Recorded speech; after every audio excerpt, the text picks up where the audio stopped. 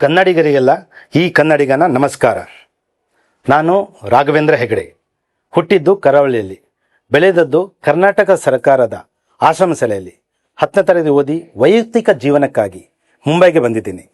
ಮುಂಬೈಯಲ್ಲಿ hotel ಕಾರ್ಮಿಕನಾಗಿ, water ಆಗಿ, auto driver ಆಗಿ, ಚಿತ್ರರಂಗದ ಸಹ ಸಂಕಲನಕಾರನಾಗಿ, ಸಹ ನಿರ್ದೇಶಕನಾಗಿ, ಟಿ ವಿ ಇಂಡಸ್ಟ್ರಿಯ ಅತಿ ದೊಡ್ಡ ಪೋಸ್ಟ್ ಪ್ರೊಡಕ್ಷನ್ ಹೌಸ್ RH ಎಂಟರ್ಟೈನ್ಮೆಂಟ್ನ ಓನರ್ ಆಗಿ ಸೆಟಲ್ ಆದಮೇಲೆ ನಾನೊಬ್ಬ ನಿರ್ಮಾಪಕನಾಗಬೇಕು, ನಾನೊಬ್ಬ ನಿರ್ದೇಶಕನಾಗಬೇಕು ಅಂತ ಆಲೋಚನೆ ಮಾಡಿದಾಗ ನನ್ನ ಮನಸ್ಸಿಗೆ ಮೊದಲನೇ ಬಾರಿ ಬಂದದ್ದು ನನ್ನ ತಾಯ್ನಾಡು ಕನ್ನಡ.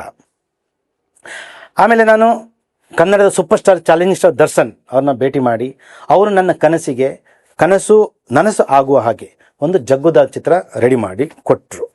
ಚಿತ್ರ ರಿಲೀಸ್ ಆಯಿತು. ಕನ್ನಡದ ಜನ ಅದನ್ನು ಸೂಪರ್ ಹಿಟ್ ಮಾಡಿದರು.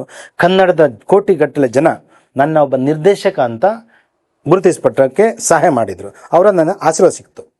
ಎರಡನೇದಾಗಿ ನಂತರ ಶನಿ ಸೀರಿಯಲ್ ಮಾಡಿದೆ, ಅದು ಕನ್ನಡದಲ್ಲಿ, ಅದು ಜನ ಅಪಾರ ಮೆಚ್ಚುಗೆ ವ್ಯಕ್ತಪಡಿದ್ದಾರೆ.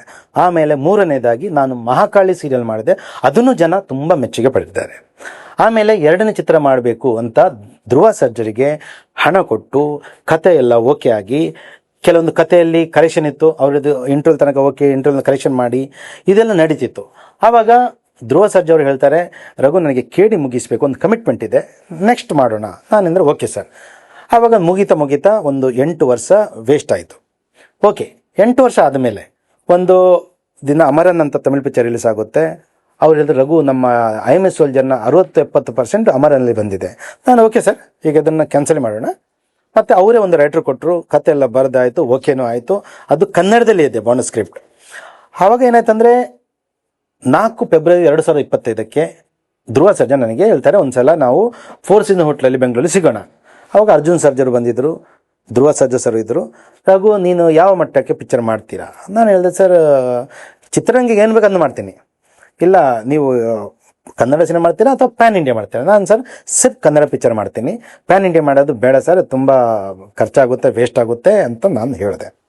ಆವಾಗ ಇಲ್ಲ ರಘು, ಮುಂಬೈ ಈಗ ನಾವು ಮಾರ್ಟಿನ್ ಮಾಡಿದ್ದೀವಿ, ದೊಡ್ಡ ಲೆವೆಲ್ ಮಾಡಿದ್ದೀವಿ, ಪ್ಯಾನ್ ಇಂಡಿಯಾ ಮಾಡಿದ್ದೀವಿ, KD ದೊಡ್ಡ ಲೆವೆಲ್ ಬರ್ತಾ ಇದೆ, ಇನ್ನೊಂದು ಮುಂಬೈ ಪ್ರೊಡ್ಯೂಸರ್ಗೆ ನಾನು ಡೇಟ್ ಕೊಟ್ಟಿದ್ದೇನೆ, ಅದು ದೊಡ್ಡ ಲೆವೆಲ್ ಮಾಡ್ತಾ ಇದ್ದಾರೆ, ಆ ನಂತರ ನೀವು ಮಾಡಿ ಅಂತ ಹೇಳಿದರು.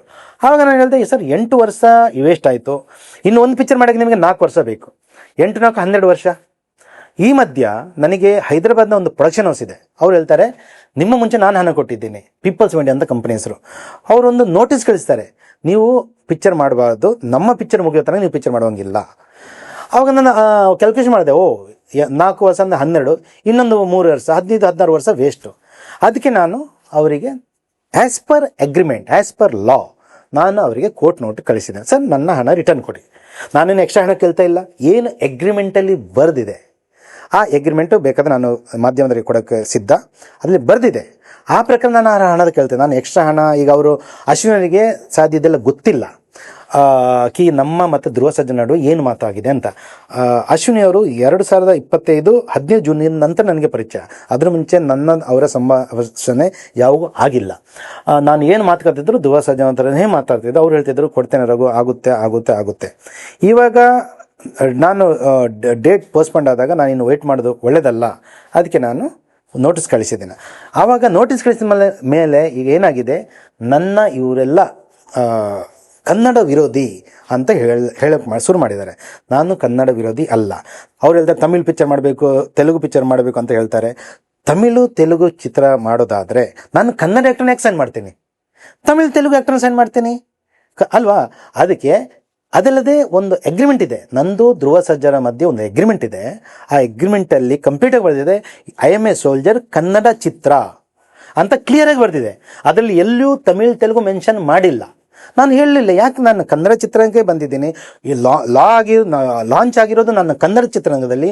ಮೊದಲನೇ ಚಿತ್ರ ಸೂಪರ್ ಹಿಟ್ ಆಗಿದೆ, ಶನಿ ಸೂಪರ್ ಹಿಟ್ ಆಗಿದೆ, ಮಹಾಕಾಳಿ ಸೂಪರ್ ಹಿಟ್ ಆಗಿದೆ. ನನ್ನ ತಾಯಿಯ ಆಶೀರ್ವಾದ ನನಗಿದೆ. ನಾನು ನನ್ನ ತಾಯಿಯ ಆಶೀರ್ವಾದ ಬಿಟ್ಟು ನಾನು ಬೇರೆ ಕಡೆ ಯಾಕೆ ಹೋಗ್ತೀನಿ? ಖಂಡಿತ ಇಲ್ಲ, ಇದು ಖಂಡಿತ ಸುಳ್ಳು. ಅದಕ್ಕಾಗಿ ಇದು ನ್ಯಾಯದಲ್ಲಿದೆ. ಏನು ನ್ಯಾಯಾಲಯ ನನಗೆ ಜಡ್ಜ್ ಕೊಡುತ್ತೆ, ನಾನು ಅದನ್ನು ಎಕ್ಸೆಪ್ಟ್ ಮಾಡ್ತೀನಿ. ಓಕೆ, ನನಗೆ ಯಾರ ಮೇಲೂ ಏನು ಬೇಸರ ಇಲ್ಲ, ಬಟ್ ಟೈಮ್ ವೇಸ್ಟ್ ಆಗುತ್ತೆ, ಅದಕ್ಕೋಸ್ಕರ. ಆಮೇಲೆ ಖಂಡಿತ ನಾನು ತುಂಬ ಎಲ್ಲರಿಗೂ ರೆಸ್ಪೆಕ್ಟ್ ಮಾಡ್ತೀನಿ. ನಾವು ತುಂಬ ರೆಸ್ಪೆಕ್ಟ್ ಕೊಡುವ ಜನ. ಅದಲ್ಲದೆ ಇವಾಗ ಇನ್ನೊಂದು ಮಾತಾಗಿದೆ, ನ್ಯಾಯಾಲಯದಲ್ಲಿ ಧ್ರುವ ಸರ್ಜಾ ಹೇಳಿದ್ದಾರೆ ನನಗೆ ನನ್ನ ಕೋ ಪ್ರೊಡ್ಯೂಸರಿಂದ ಒತ್ತಡ ಇದೆ ಅಂತ. ಇದು ಖಂಡಿತ ಸುಳ್ಳು. ನನ್ನ ಕೋ ಪ್ರೊಡ್ಯೂಸರ್ ಯಾವಾಗಲೂ ನನ್ನ ಹಿಂದೆ ನಿಂತ್ಕೊಂಡಿರ್ತಾರೆ, ಅವರಿಗೆ ಏನು ವ್ಯತ್ಯಾಸ ಬೀಳೋದಿಲ್ಲ. ಇದು ಸುಳ್ಳು. ನನ್ನ ಕೋ ಪ್ರೊಡ್ಯೂಸರ್ ಆಗಿರಲಿ, ನನಗೆ ಯಾರಿಂದ ಪ್ರೆಷರ್ ಇಲ್ಲ. ಟೈಮ್ ವೇಸ್ಟ್ ಆಗುತ್ತೆ, ಇದು ಮೆಂಟಲಿ ಡಿಸ್ಟರ್ಬ್. ಇಲ್ಲಿ ಪ್ರತಿಯೊಬ್ಬ ಹೇಳ್ತಾರೆ ಜಗ್ಗುದಾದ್ಮೇಲೆ ಅವ್ನು ಏನು ಪಿಕ್ಚರ್ ಮಾಡಿಲ್ಲ, ಜಗ್ಗುದಾದ್ಮೇಲೆ ಪಿಕ್ಚರ್ ಮಾಡಿಲ್ಲ, 8 ವರ್ಷದಿಂದ ಪಿಕ್ಚರ್ ಮಾಡಿಲ್ಲ. ಈ ಒಂದು ಮೆಂಟಲ್ ಟಾರ್ಚರ್ ನನಗೆ ಧ್ರುವ ಸರ್ಜಾದಿಂದ ಬಂದಿರೋದು. ಧ್ರುವ ಸರ್ಜಾ ನನಗೆ ಡೇಟ್ ಕೊಟ್ಟಿದ್ರೆ ಈ ಮೆಂಟಲ್ ಟಾರ್ಚರ್ ಆಗ್ತಾ ಇಲ್ಲ.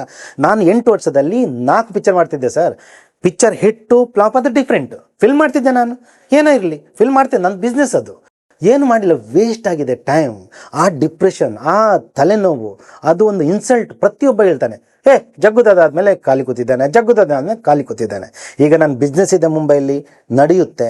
ಇಲ್ಲರೆ ನಾನು 3 ಕೋಟಿ ಕೊಟ್ಟಿದ್ದೀನಿ, ಅದ್ರ ಇಂಟ್ರೆಸ್ಟ್ ಕೊಟ್ಟು ನಾರ್ಮಲ್ ಮನುಷ್ಯ ಆದರೆ ಸುಸೈಡ್ ಮಾಡಬೇಕು. ನಾನು ಓಕೆ ಬಿಸ್ನೆಸ್ ನಡೆಯುತ್ತೆ, ಆದರೆ ಒಂದು ಪ್ರತಿಯೊಂದಕ್ಕೆ ಒಂದು ಸಮಯ ಇದೆ, ಆ ಸಮಯದಲ್ಲಿ ಮುಗಿಬೇಕು.